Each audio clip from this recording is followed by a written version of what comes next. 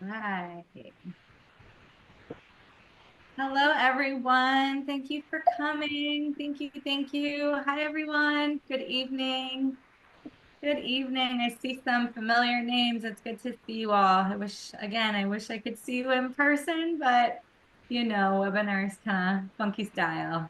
Hi, everybody. Thank you so much for coming. It is 7:01. I know people are just kind of popping in. That's fine. I do want to be respectful of everybody's time. So we are going to get started. So good evening. Hi, everyone. And happy Juneteenth. It's awesome that we landed on this day. So happy Juneteenth, everybody. We are so happy to be spending time with you this evening at our webinar titled Understanding Trauma, Causes, Impacts, and Paths to Post-Traumatic Growth.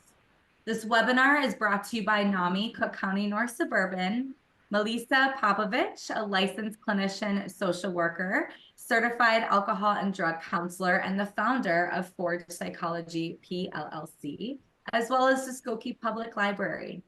Forge Psychology offers a variety of psychological services for treatment in the areas of trauma and PTSD, depression and anxiety, attachment and relationships, esteem and narcissism, life adjustment, identity development, and substance use.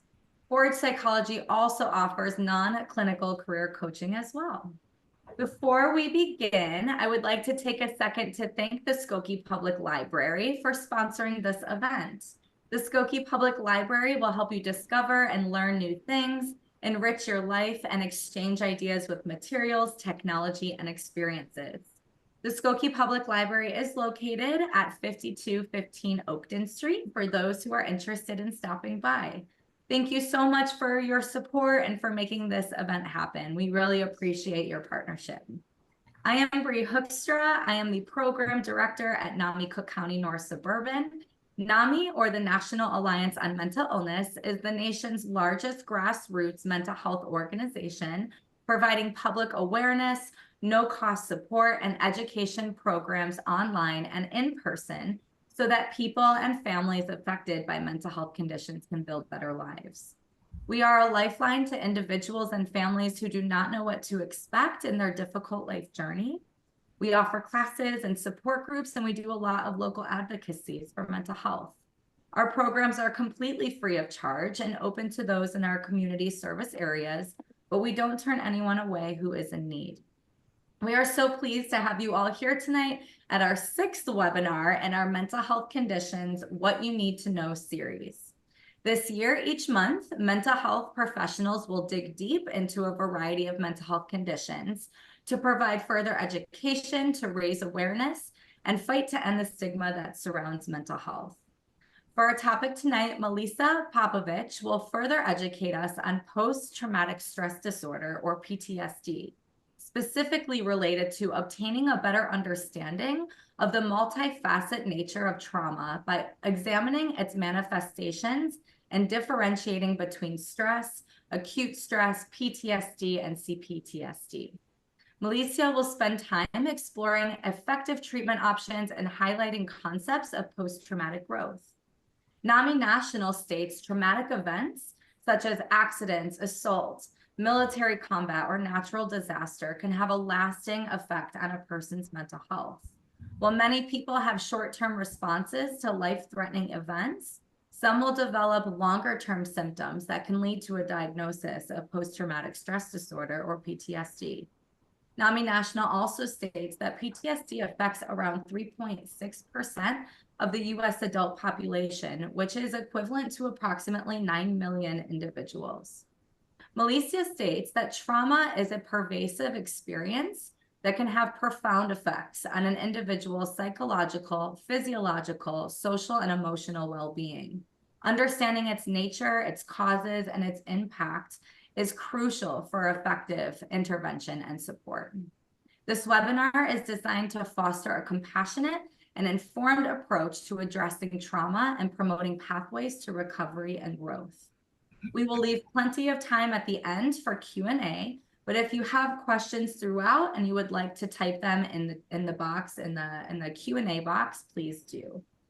Please use the Q&A box rather than the chat box. That's where our questions will be. Our guest speaker tonight, Milicia Popovich, attended Loyola University, Chicago to obtain her bachelor's degree in social work and participated in the alcohol and other drug counseling program.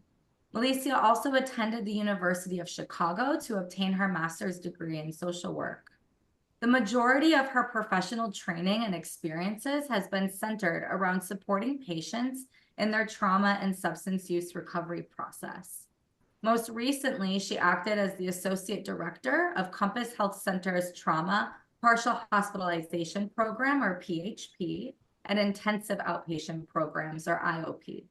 There, she provided individual and group psychotherapy, trained and supervised a team of social work interns, clinical psychologists, licensed professional counselors, substance use counselors, and clinical social workers.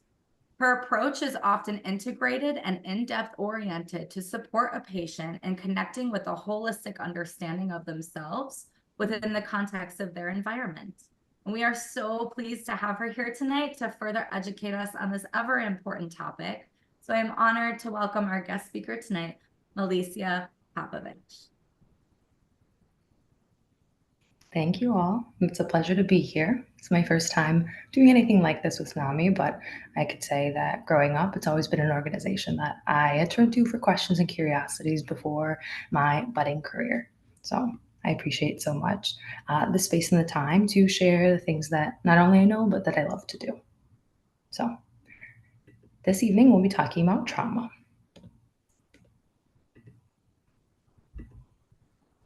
And in talking about trauma, what can often be most supportive is to first talk about stress. We all experience stress. It looks a lot of different ways, but to really understand it is just to kind of name the thing as it is. That stress is a subjective experience where the demands of the situation are perceived as greater than the individual's ability to cope.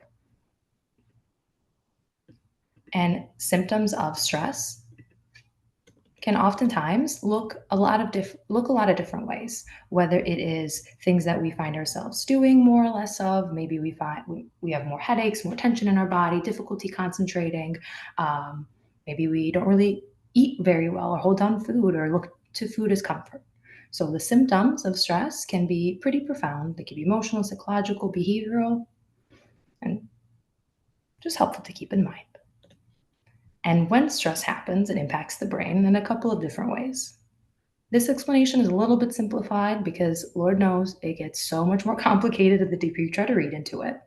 But when stress shows up, the amygdala, which contributes to emotional processing, interprets sound and images and sends signals of distress to the hypothalamus when danger is present. So the amygdala sees the stress and probably at some point sends signals to the amygdala to say, or sends signals to the hypothalamus to say, hey, we got to be on alert. The hypothalamus at that point, which it functions like a command center and communicates with the body throughout the autonomic nervous system. The hypothalamus then says, okay, well, maybe I got to turn something else on. I got to send some signals elsewhere. Maybe we got to be a little bit heightened, a little bit more on alert. And in reaching to the autonomic nervous system, which controls involuntary bodily functions and is comprised of two parts, the sympathetic and parasympathetic nervous systems. So, hypothalamus then connects with the autonomic nervous system and oftentimes sends signals not just to one part, but to two. Because the autonomic nervous system is actually split into two, we have the sympathetic and the parasympathetic nervous systems. The sympathetic nervous system sympathizes with us. When we are feeling stressed or when danger of any sort is present, we have this almost like unconscious ability to initiate a fight, flight, freeze, faint, fawn response. Like think about like the 4 Fs, and this provides the body with a burst of energy so that it can respond to danger. We need to have a little something extra to be able to do a little something extra. On the flip side, the parasympathetic nervous system dampens the stress response. So wherein the amygdala sends a signal to the hippocampus, which then not only talks to the autonomic nervous system, but in reaching to the sympathetic nervous system, that connects right back to all the parts of our body that elicit a lot of hormones. And so the parasympathetic nervous system works to try to dampen that down, returns the body back to rest and digest. Because a fun fact about being really stressed or chronically stressed is that maybe digestion is impacted, maybe appetite is impacted, maybe we experience more nausea or stomach aches, things like that. So, more symptoms around stress can include, but are not limited to, irritability, headaches, anxiety, racing thoughts, insomnia, difficulty eating. But then we think about trauma. And trauma is the mind and body's response to a deeply distressing or disturbing experience that overwhelms an individual's ability to cope. That might sound a little similar to stress. And so, in differentiating between stress and trauma really is, per the DSM in this regard, is an exposure to death, threatened death, actual or threatened serious injury, or actual or threatened sexual violence in the following ways: direct exposure, witnessing the trauma, learning that a loved one was exposed to trauma; indirect exposure to aversive details. And in any of these examples, a lot of what we kind of talked about as it relates to stress shows right back up. Or maybe if I was a witness to or experienced myself some sort of assault, maybe engaged in military combat, was present during a natural disaster, grew up maybe in a little bit of an unbalanced home where emotional abuse or neglect was present. Maybe I experienced once or many times race or gender based traumatic stress or systematic oppression. The body tends to respond and react in kind of the same way. And so, what then is it that makes an experience traumatic? Because if you noticed in the previous slide, I talked about traumas, something that could be a trauma, something that could be traumatic. Because it's actually not up to me as the clinician to tell any one person what it was exactly that was a traumatizing experience for them. Because it's not the nature of the event itself that makes something traumatic. Rather, it is the subjective experience of the individual that defines whether an event is traumatic.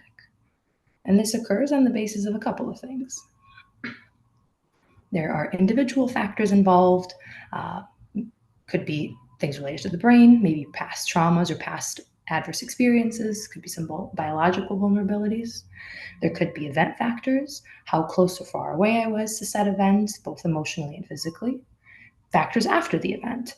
Was there support for me, for others after the event? How long did it take to connect to that support? How close or held did I feel when connecting with said support? Were there any ongoing stressors in my life? Right? Was it one traumatic experience and another and another and another? Did it happen during the time of immense grieving or a really intense final season? Those things kind of tend to compound. And so ongoing stressors can sometimes interfere with one's ability to process, integrate, and recover.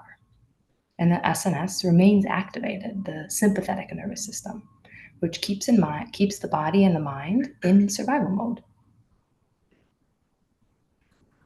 And so, to kind of reiterate what we had talked about at the very beginning and around how trauma impacts the brain, is that the same system is activated when trauma is present as when stress is present. The amygdala, which is the alarm, signals to the hypothalamus, the control center, that danger is here. And the hypothalamus says, all right, I heard you loud and clear.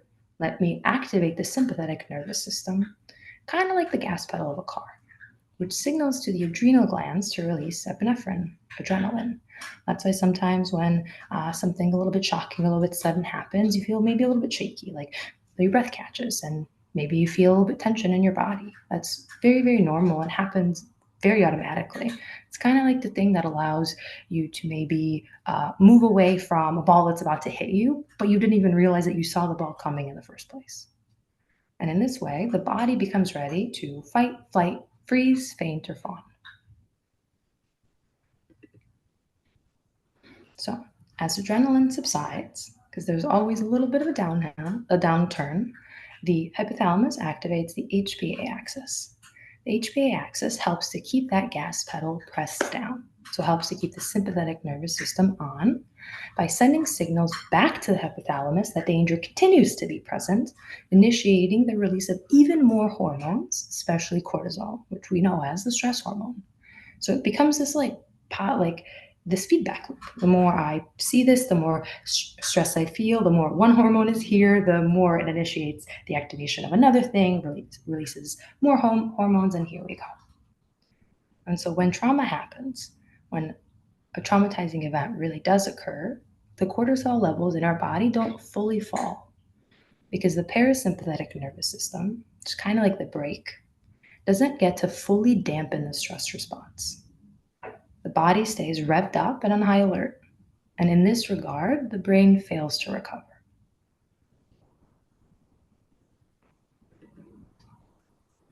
And so, the brain's failure to recover can lead to a number of things. Initially, it can lead to acute stress reaction or acute stress disorder. Acute stress reaction is oftentimes the same thing that you see on the slide, but maybe it only lasts a couple of hours or a couple of days. But if it continues past a few hours, a few days, and into maybe about the month, about a couple weeks, then there could be grounds for diagnosis of acute stress disorder, which is a response to a specific traumatic event that is intense but short lived. Less than 30 days, usually. If it's more than 30 days, then we might be curious about whether a PTSD specific diagnosis would be a little bit more appropriate.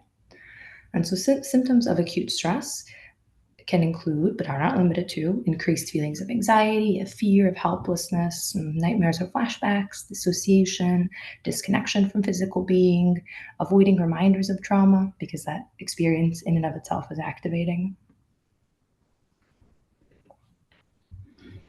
So the brain's failure to recover can also lead to post-traumatic stress disorder, kind of how we've sometimes see in the movie, sometimes no. But this criteria that y'all see on this slide is from the DSM.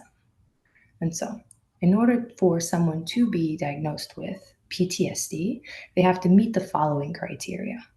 So, one stressor, at least one intrusive symptom, at least one way in which they engage in avoidance, at least two ways in which they notice certain changes in mood and cognition. Maybe they notice there's some alteration in arousal or reactivity. And what's also pretty important about this is that it lasts for more than 1 month. Functional significance is a requirement in the sense of the way in which it maybe impacts their functioning, their ability to live their day-to-day life. And the exclusion criteria is that it's not due to any one medication, any one particular other illness. Like there's nothing else that it could be attributed to.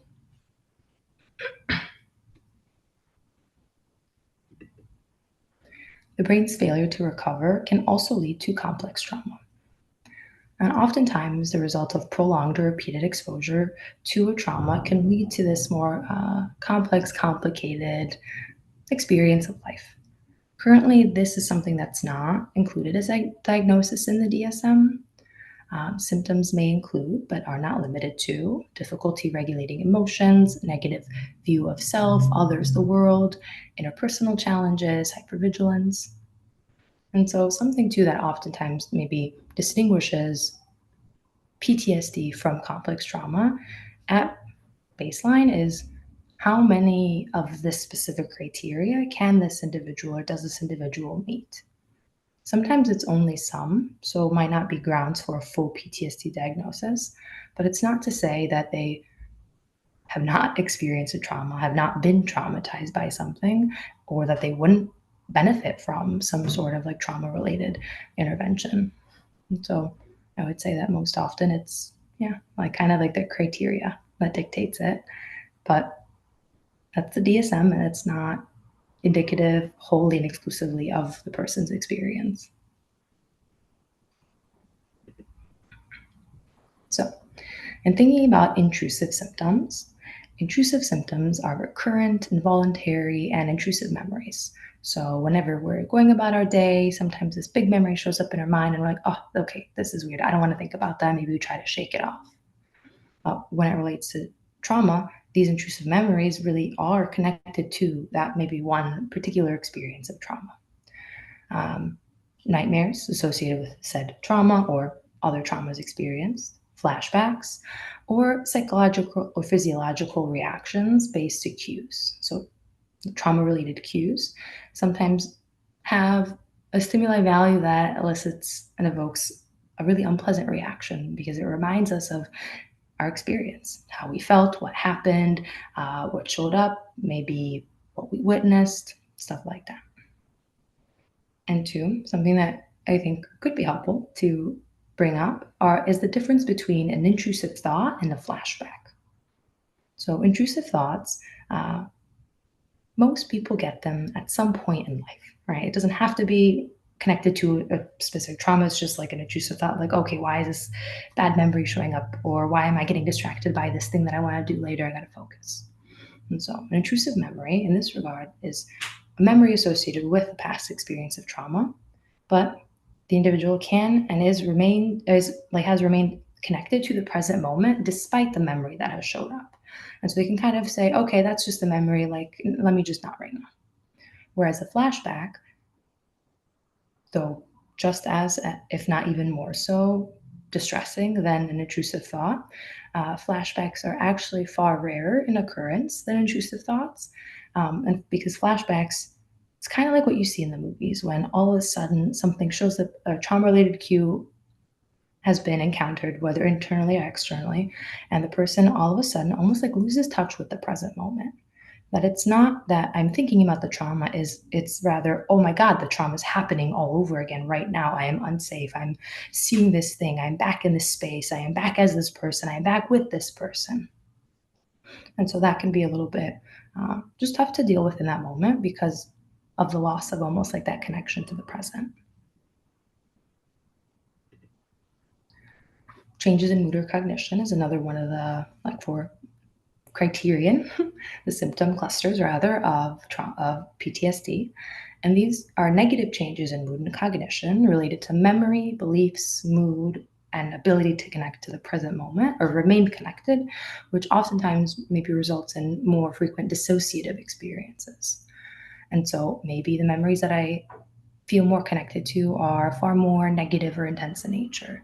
Maybe the beliefs that I have about myself, about others, about the world are becoming skewed. That maybe I didn't used to think that all people were bad, but maybe now I believe that all people are bad, that I am never safe, that I am bad, I am broken, the world is exclusively dangerous, and I will never be safe in it.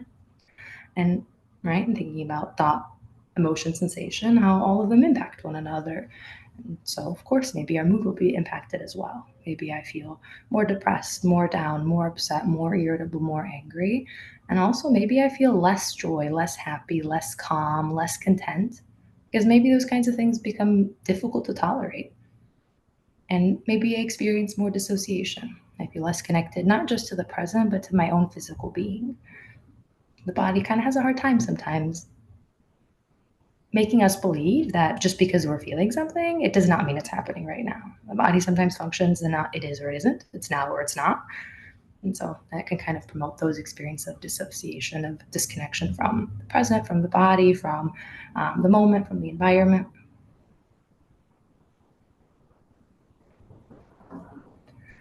Other things that can show up are changes in arousal and reactivity. So maybe a person experiences more irritable behavior. Maybe they are more likely to engage or enact in angry outbursts. Their fuse is a little bit shorter. Maybe they engage in a little bit of hyperarousal, or rather, their body engages in hyperarousal. So they feel hyperaroused. Kind of, if you think back to some of the earlier slides around like the nervous system, if the gas pedal in my body, that sympathetic nervous system, is continuously being pressed, of course I'm going to feel on edge. Of course I'm going to feel as though I have to be on guard and kind of want to be on the lookout for certain things. That maybe my heart is always racing, or I feel shortness of breath or tightness in my chest. Because it's kind of hard to take big belly breaths if I feel like I'm in danger all the time. And then an exaggerated startle response. If we feel unsafe in our body or in the environment or with the other people that we're with, maybe it's a lot easier to kind of scare us. That something inconspicuous shows up around the corner all of a sudden, whereas maybe before we jump a little, now we totally scream. And then changes in arousal and reactivity can also impact things like sleep or concentration. It is a lot harder to sleep when you're feeling really anxious. Or maybe when your mind is racing a mile a minute, trying to figure out what is the best way to keep yourself safe, or what can you do tomorrow to mitigate danger and mitigate all these things. And it's not quite the best environment to maybe even expect yourself to be able to sleep or to be able to concentrate and do a good job at work, whatever it might be. And then avoidance, the fourth symptom cluster, as it relates to trauma, and it's persistent avoidance of associated stimuli. So that's kind of what I mean when I say trauma-related cue. And trauma-related cues can kind of be anything. Trauma-related cues can be internal, they could be external, anything that was associated with this experience of trauma. Sometimes it doesn't even have to be directly associated with it. Sometimes it's something that I didn't even realize was maybe a part of the memory that all of a sudden now evokes some sort of stress inside me. Maybe a date, a birthday, time of day, weather outside. And all of a sudden I now notice myself becoming more physiologically activated whenever it's getting dark or whenever it's raining outside. And sometimes the weather or the date or the music playing or a smell kind of had nothing to do with the trauma. But regardless, our brain makes these pretty strong associations because in moments of survival, our mind has very little room to say, let me discern between what is helpful to take into account and what's not. Our body kind of smushes it all together and we say, okay, I will just now, for the rest of forever, avoid anything that reminds me of my trauma, and therefore I will always be safe. But in doing that, we kind of become less familiar with things that may bring up distress, which makes it so that we have fewer opportunities to skillfully cope with them when they do show up. And so as time goes by, our tolerance for being with distress goes down drastically. So we feel we have to jump out of that distress sooner each time, right? That's like the avoidance piece. As a result, our world becomes smaller and that much more rigid. Because it's like if I am wanting to avoid feeling the distress of being around a large group of people. And maybe one day I try to go to Costco and it gets way too big, it gets way too busy, and I'm feeling all of these things showing up inside my mind and my body. And I tell myself, I cannot handle this, this is way too much, and I go home. And maybe in that moment, my distress was an 8 out of 10. But then the next time I gotta go out, maybe I won't go to Costco, maybe I'll try to go to Walgreens, but maybe Walgreens is busy too. But because I had that really great out, I felt immediately better. Now, when I go reach 6 out of 10, my mind tells me, don't you worry about it. We can just go home. It's not a big deal. We'll order our groceries, whatever, whatever. And we say, okay, thank God. I don't want to do this either. So we go home. But then the next time, maybe I got to go to work. And maybe the parking lot's kind of full, but not that full. And somehow that distress of 4 out of 10 feels equally as bad as 8 out of 10. So the more we avoid engaging with things that may or may not have been associated with our trauma, the more we make it, or the harder rather we make it for ourselves to be able to tolerate many parts of life. And in that comes that the silly phrase of the more we avoid, the more we avoid. It kind of gets to be a stronger habit. And because of that, this particular symptom cluster, avoidance, is actually the one that keeps the other symptom clusters in play. That the stronger, or rather the more often we do this, the more likely it is that we not only have other symptoms and other symptom clusters, but the more likely it is that all those other symptoms are as pervasive as this one, last as long as this one. And so, in thinking about ways to treat trauma, I think as a society, all of the things have come a really long way, whether it's medicine or psychology, therapy itself. And it's been a really beautiful experience to be a clinician in this world, because I've gotten to see how so many of the different modalities and treatment interventions and tools that were used in the past for a variety of other things have and can be adapted to working with those who have experienced trauma. And so talk therapy can be a super helpful thing, and it could be utilized in the forms of ACT, acceptance commitment therapy, or DBT, where it's a lot very skill specific, which I really appreciate because sometimes it can give a person something else to do. When those urges are high to engage in avoidance, what skill can I use to help me tolerate the distress? ACT comes in the sense of, okay, why in the world would I be willing to tolerate this distress? And ACT speaks a lot about diffusing from thought and connecting to values. So it's helping us make meaning out of our experience. Now, what is this in service of? Is there something a little bit bigger than my experience of trauma that makes it worth it for me to suffer in this moment through this period of distress so that I can move towards a value of mine? CPT, cognitive processing therapy, is very helpful for those negative changes in mood and cognition, especially the cognition piece, because it helps to be curious about and break apart some of those stuck points that we've been left with after our experience of trauma. And these stuck points are thoughts about they're thoughts that have shifted in the aftermath of trauma about ourselves, others, and the world. That oftentimes come in the form of golden rules, like I am, others are, the world is. EMDR can be helpful as a standalone therapy and can also be really supportive when combined with any of the other ones, because that is a little bit more of nonverbal processing. Though there's some verbal processing alongside it, it's a lot about how do we invite you, the individual, to connect to certain experiences, certain thoughts, memories, allow yourself to have those kind of associated emotion sensations, and engage in bilateral stimulation to see if we can maybe connect those certain neural networks, those positive, negative neural networks, to see if we can fill some of the gaps of the experience, in the sense of, if I ever only look at something through the lens of negativity, might I be missing anything positive that has taken place or anything else that could help me rewrite that narrative? And psychiatric medication as well, because there are helpful forms of medication that can kind of curb maybe some of the nightmares that folks experience, maybe support the physiological, like the hyperarousal, so the anxiety, or maybe the hypoarousal, that low mood. Yeah. Other forms of trauma treatment can come in the form of peer-supported groups. Could be things like art therapy, group therapy, family therapy, individual therapy, yoga, movement. The slide's not big enough, but it could be things like connecting to spirituality or religion. Could be mindfulness, meditation. And that too can be a really, really, really big one, because it's hard to change what we either do not know is here or are not willing to connect to.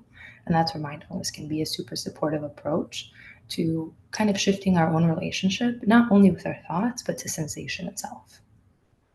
And kind of helps to build the tools that we've got to connect to the present moment in a little bit more of a non-judgmental, compassionate way. And so part of why I was also excited to do this presentation is because I know NAMI works really hard to shift some of the stigma, or a lot of the stigma, that's been associated with so many mental health challenges. You name it, whether it's anxiety, depression, trauma, OCD, PTSD.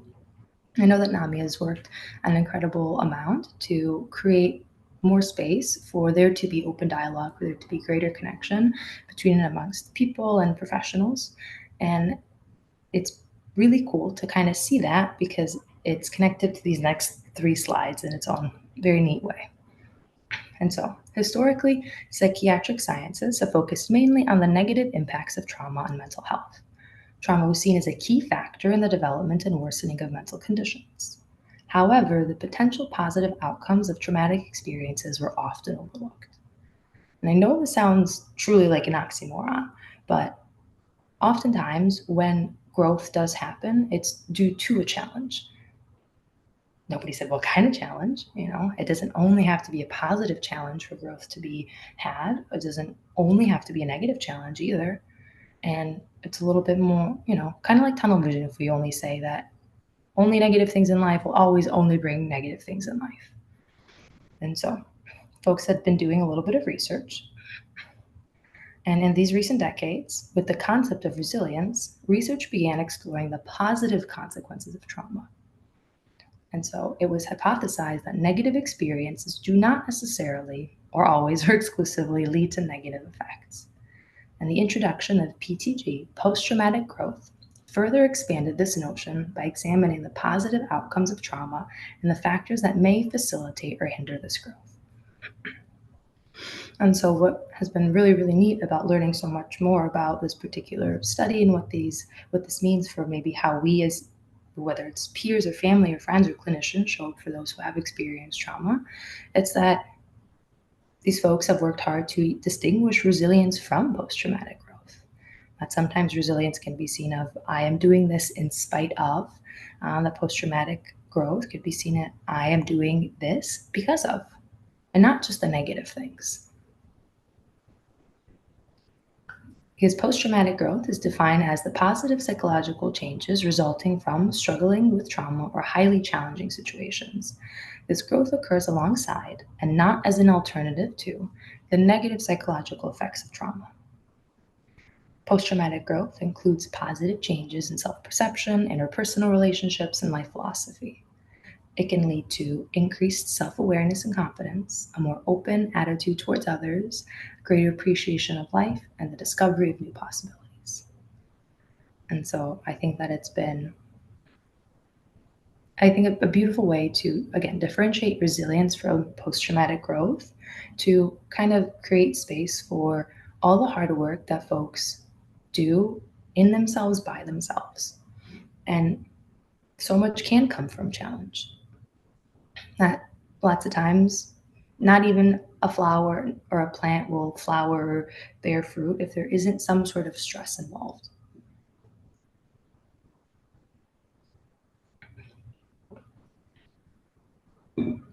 And in creating this PowerPoint, I was a little curious just in myself. I'm like, do I talk about post-traumatic growth at the very end or before the interventions, the different trauma treatments? Do we talk about NAMI before this or at the end? And it's kind of like the chicken or the egg. Like, what came first? Was it first the therapy that came that then allowed for things to be destigmatized, that then allowed for post-traumatic growth to even be coined, to even be a conversation? Or was it the existence of post-traumatic growth that led to stigma, that led to more interventions? And maybe these researchers have found the answer, and maybe I haven't read about it quite yet, but I think that it gives me a lot of hope in the world and in people and in psychology and in myself, that we can all grow together and learn more and be curious about what it is that shows up and why certain things impact certain people, because trauma does not discriminate. It is an experience where it does not matter who you are or where you're from or what your past was, because for something to be traumatizing, kind of like how we talked about before, it's such a subjective experience. And maybe folks who thought in life, like some I've worked with, they never believed that they could be the ones who are experiencing these trauma-related stressors, these trauma-related responses. And I think in that way, it can be really humbling. And even in that, look at the post-traumatic growth, that I am humbled. I too am a human like all others.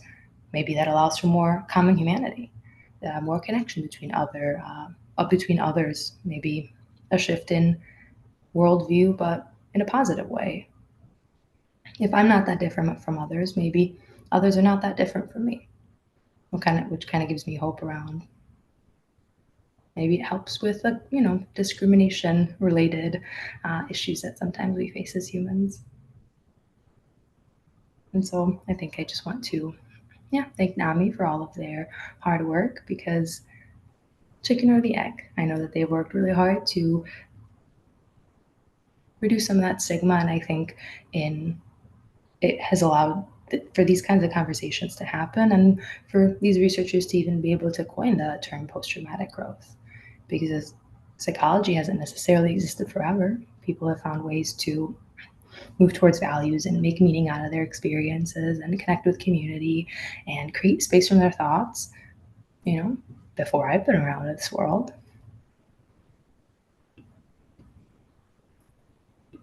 Yeah, so that is it for me as it relates to my presentation. And I would be more than happy to answer any questions if you all have any.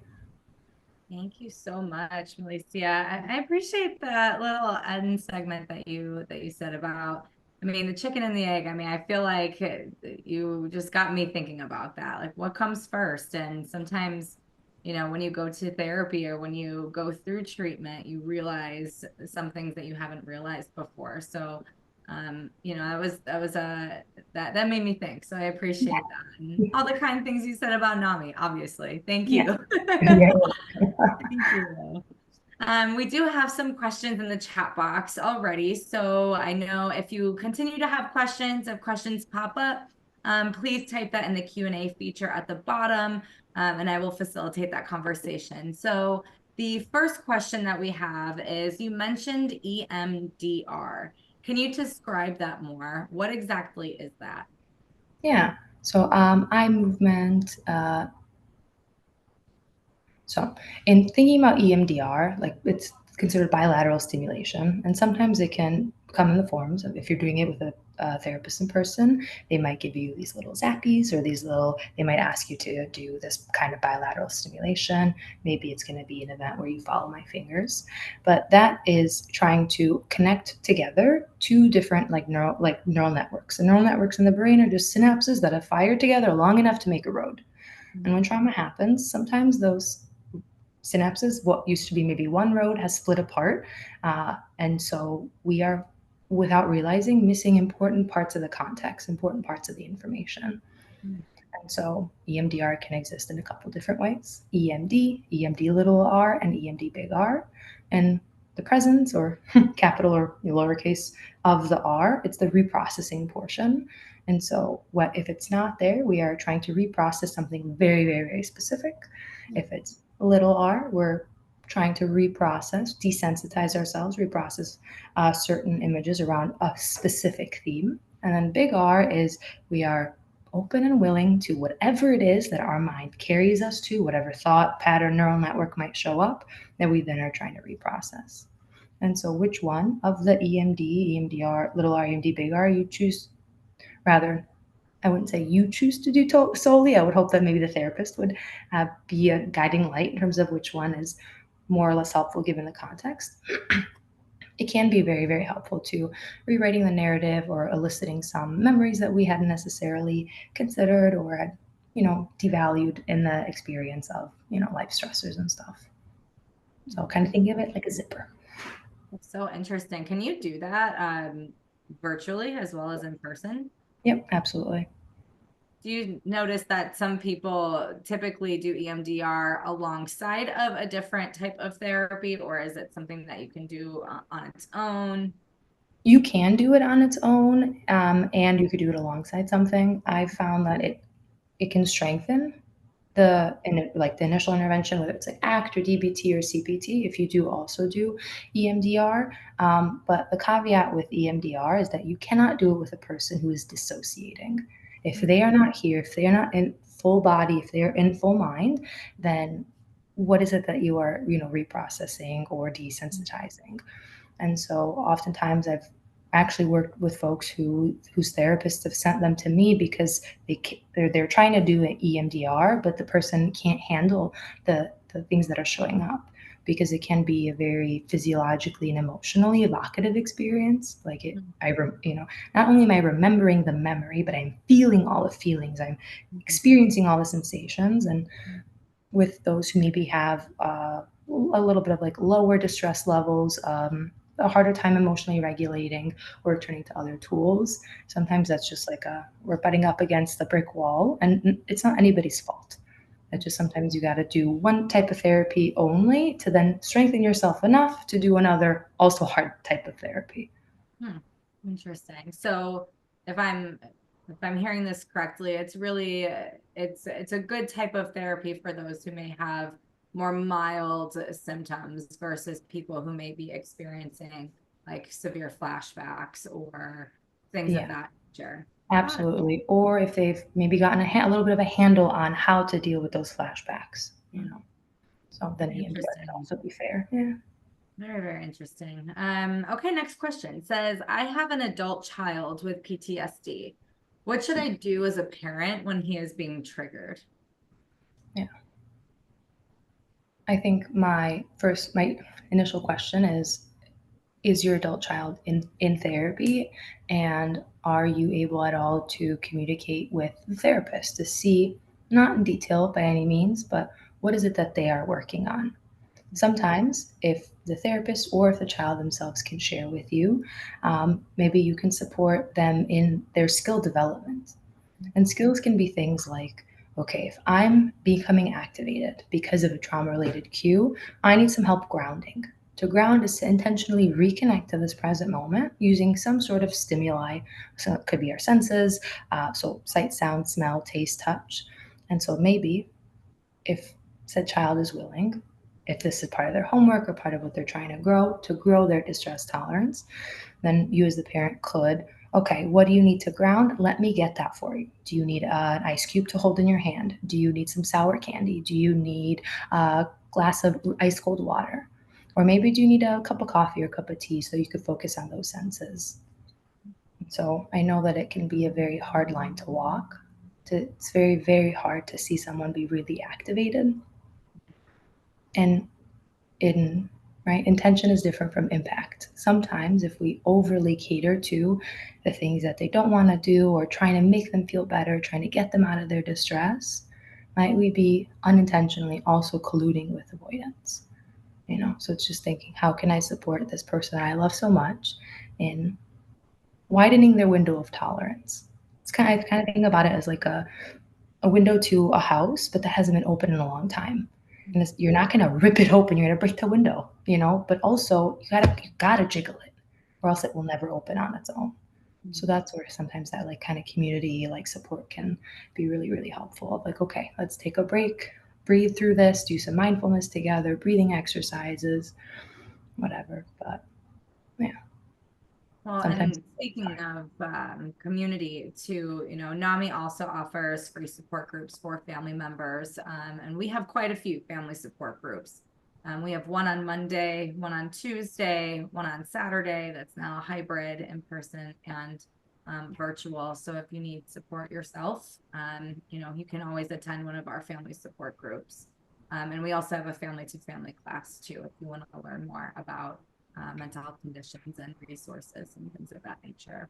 Yeah, and I really appreciate you, Brianna, bringing that up because vicarious trauma is also a very big thing in the world. Vicarious trauma, sometimes it can be called secondary trauma, in the sense of I am with a person who's experiencing so much, or I am with so many people, whether I work in a hospital. Like I've had a lot of patients who've come to me after COVID who were in the ER themselves, like they were medical professionals, all that kind of stuff. And not just so burnt out, but they were traumatized by the consistent experiences of those hardships, and just how important it is for you, parent, to take care of yourself so that you can be your best self.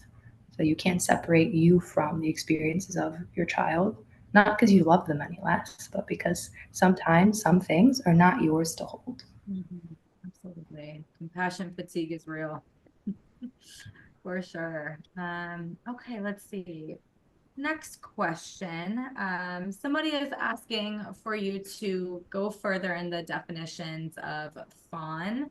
So when you think fight, flight, freeze, fawn, maybe give a little explanation of all of them. But this person is specifically asking for fawn. Absolutely. Yeah. So if I were to go, I'll try to remember all of them, but if like the fight response. So right when our nervous system is activated, which one of the F's we then are called to do has very little to do with conscious awareness. It is not our choice. Our mind, right, our hormones, all stress, like the monkey brain, whatever you call it, they're all those are working in conjunction to keep us safe. Our body and our mind. So our mind doesn't care whether or not we're happy. Our mind and our body want to keep us alive. So sometimes which one of the F's we engage in, we then get mad at ourselves for.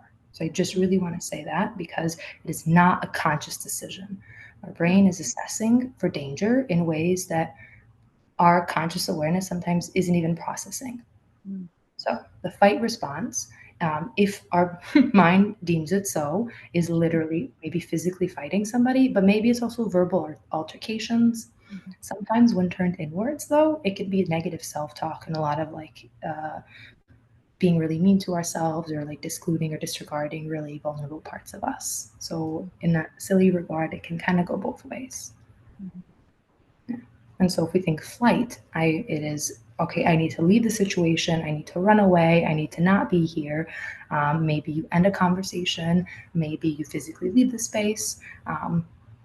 Maybe you are running from your own thoughts, thinking about like suppression. I can't do this. I can't do this. I'm gonna, just distract. I'm just gonna avoid. This is way too much. So kind of like fleeing from self, not necessarily making contact with those parts or those memories or those things that are just harder to be with. Right? Flight, freeze. Freeze oftentimes is uh, it's a very interesting response because it might not always look like I'm like frozen like this, like I can't move. Sometimes it can show up in that regard, but sometimes it can show up in like if you're on your couch doom scrolling, but your mind is like running through your endless list of to dos, but somehow you can't make yourself move. That is a freeze response. Thinking about it, right, even through a different intervention, like there's hypo and hyper arousal. So one is one is your nervous system being activated in ways that make you move, and one is your nervous system being so activated that you can't move. And so I'm thinking about in those two different ways, the strategies that you then use to support yourself could be different. Hyper arousal, like the fight or flight. There's so much coming at me, and I just need to do something with it. That could be grounding. That could be phoning a friend. That could be taking a walk around the block. But the hypoarousal, that freeze response, could be okay, what are some teeny tiny movements that I might introduce to my body? In the idea of grounding, can I ground to my body? Can I send a big breath somewhere? Because we're so overstimulated that sometimes it's like we're frozen. The faint response is literally what it is. Not, you might not necessarily be like those little cute little fainting goats, they like get scared and they like fall right over. But sometimes people who are in this really heightened state all of a sudden get like whatever's happening, whatever pause maybe that exists, they get so sleepy. Maybe they like go to bed and pass out immediately. Maybe they do kind of faint. Maybe they do lose consciousness. But another way in which our body and our mind is like, there's way too much. We cannot be here. Like, I gotta figure out a way to kind of preserve myself. And the fawn response is oftentimes one of the more insidious ones in the sense that it looks like people pleasing. It looks like putting people's needs above your own.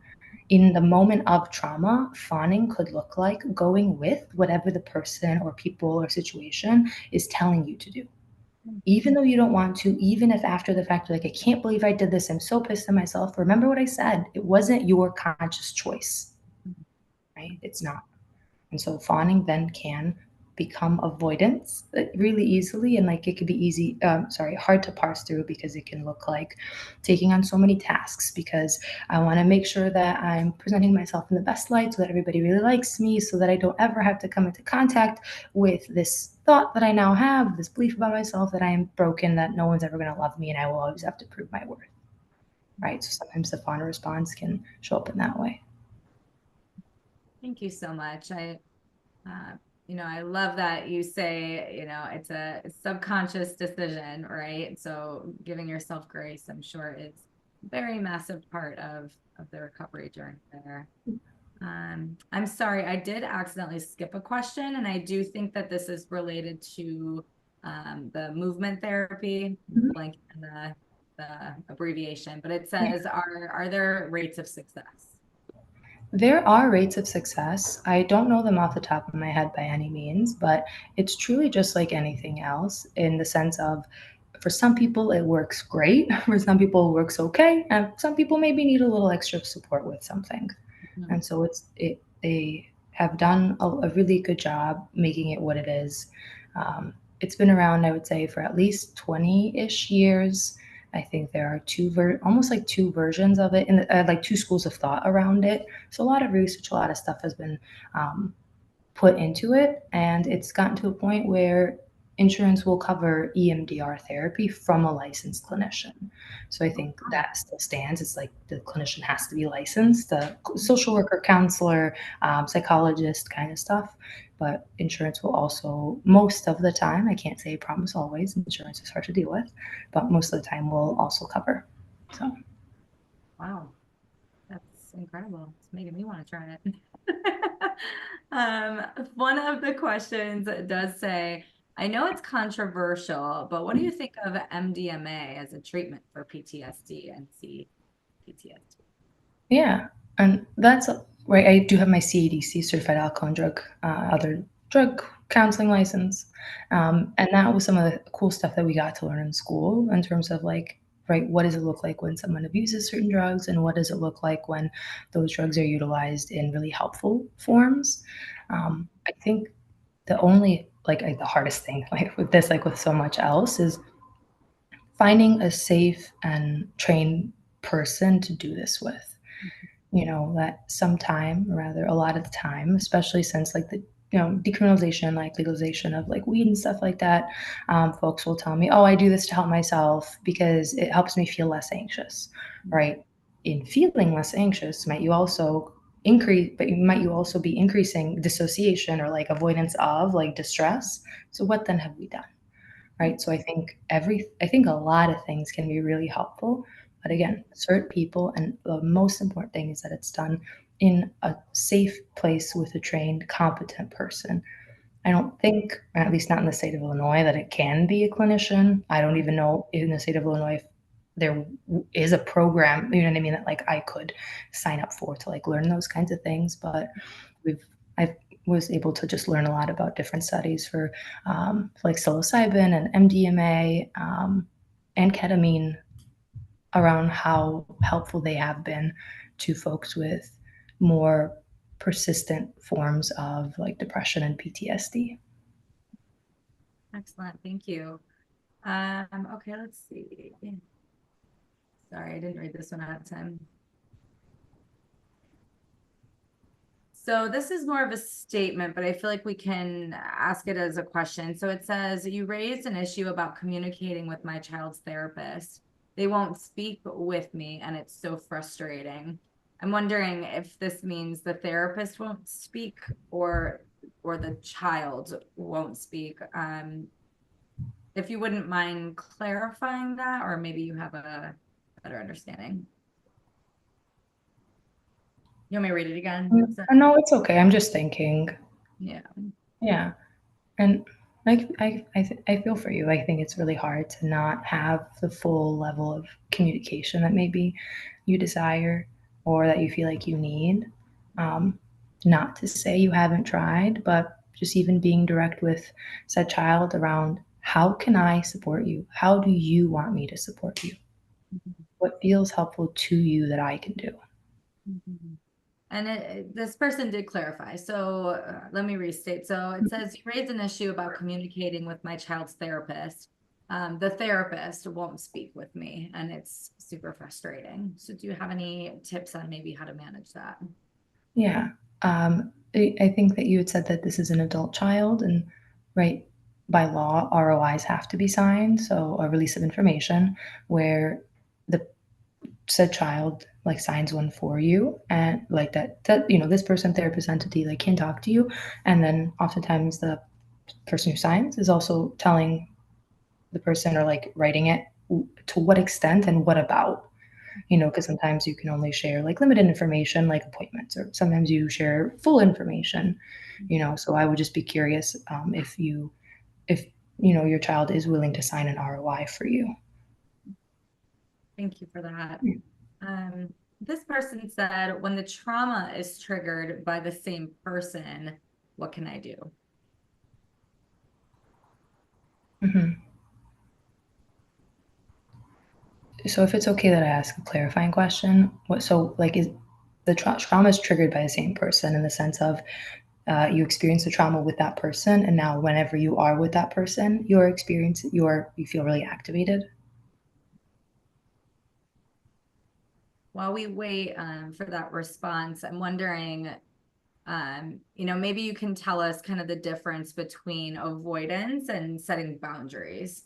Yeah, What kind of the two do they, look like? And when do you know that you're, avoiding versus boundary setting? absolutely. And I appreciate you bringing that up because how we often talk about it is like the difference between avoidance and time distraction. Mhm, So, like a time distraction is okay, I'm feeling really stressed out. Let me go take a walk. Let me go drink a coffee. Let me go play with my kitty cat. Like, let me do some stretches.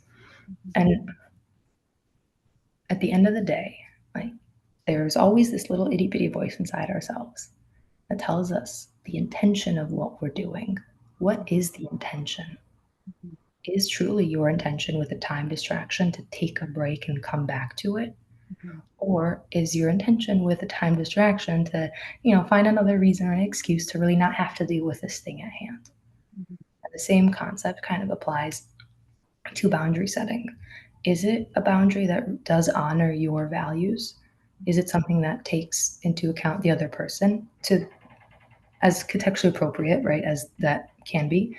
Um, is it something that is safe and better for you, moves you towards, or does it move you away from your values?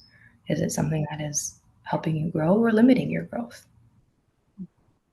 That's great. Thank you. And this person did clarify. So, um, reading the first question again, when the trauma is triggered by the same person, what can I do?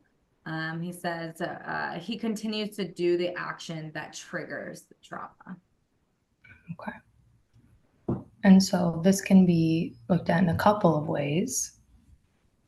Is the act, you person, are you able in your mind's eye to discern between this person is doing something that's activating, or is this person intentionally doing something to activate me, right? Because that then it's kind of like a choose your own adventure. If they're disrespecting you and your boundaries and your needs consistently, then maybe it's a grounds for conversation with yourself or a loved one or with them around like how do we maybe reestablish some of these boundaries.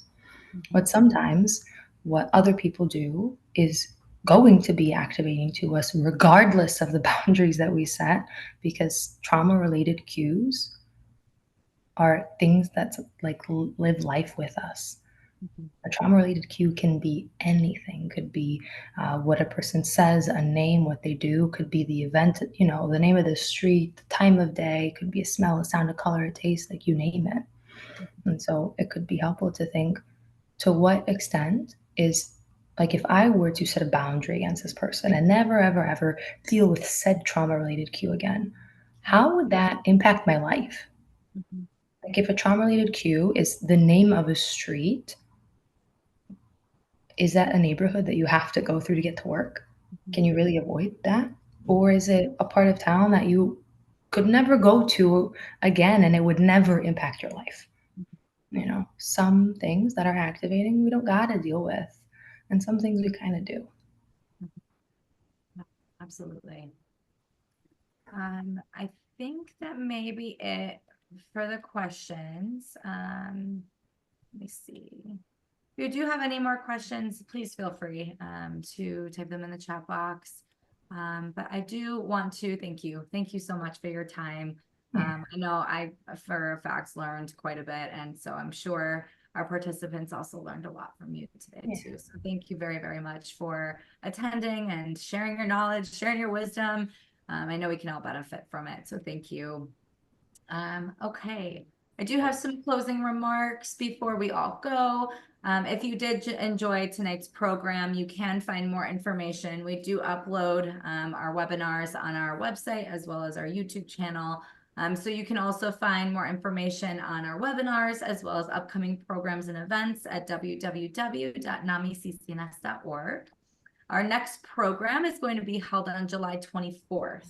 So mark your calendars from 7 o'clock to 8:30, where the president of the National Association of Anorexia Nervosa and Associated Disorder, Maria Rogo, will teach us what we need to know about eating disorders. Our July webinar is going to be sponsored by the Wilmette Public Library. We're very excited about this. If you are interested in coming together as a community to make a difference for mental health, please consider joining us this weekend, this Saturday, June 22nd, for our Taylor Brothers Memorial walk and golf outing. It should be a lot of fun. It will be a little hot, but it will be really fun, I promise. It's been so hot this week. Or you can also join us at our pickleball tournament. We are having a pickleball tournament in July, on July 13th. So if you are a pickleball player, if you want to get out, get outside, get active, we do have a tournament coming up. So please visit our website for more information on both of these events. We would absolutely love to see you there. And then lastly, once you log off, you will see a brief survey that will both allow us to better understand your comfort level, how we did this evening, provide us with feedback, but it also allows us to raise money. We use the data that we need to raise money to write grants and fundraise so that we can continue to provide our services for free. And we do appreciate your presence here tonight. It is still light outside, maybe go for a walk. It's a really nice evening. So we are very happy, very excited you were able to spend time with us. And we look forward to seeing you again at our next NAMI CCNS community webinar. Thank you so much. Bye, everyone. Thank you Thank so you all. much. You're awesome. I will send you a follow-up email tomorrow. Okay. Thank you. I appreciate you very much. Yeah, likewise. Have a great night. You too. Bye, everyone.